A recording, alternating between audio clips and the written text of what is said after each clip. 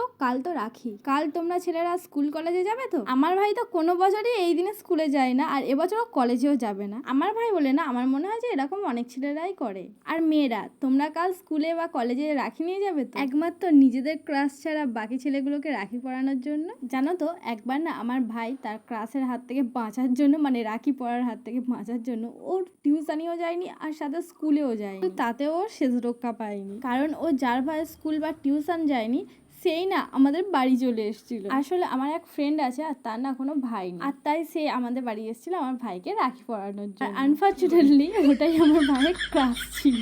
আর আমার ভাই যখন জানতে পারলো যে ওকে রাখি পরাতে এসছে, সেই যে বাথরুমে ঢুকেছিল না, আর বার হয়নি। আর ও আজও কলেজ যায়নি, আর কালও কলেজ যাবে না, তাহলে এই উইকটাও কলেজ যাবে না। আর তারপর থেকেই না আমার ভাই কোনো বছরই রাখির দিন বাড়ি থাকতে চায় না। ও ভয় পায় যদি আবারও আমার ফ্রেন্ড যদি ওকে রাখি পরাতে আসে। তো যাই হোক, ও কাল বাড়ি থাকবে না, তাই আজই আমি ওর জন্য এই রাখি স্পেশাল রেসিপিটা বানিয়েছি। আসলে ও অনেকদিন ধরেই বলছিল যে ইলিশ খাবে, তাই ওর জন্য এটাই স্পেশাল ছিল।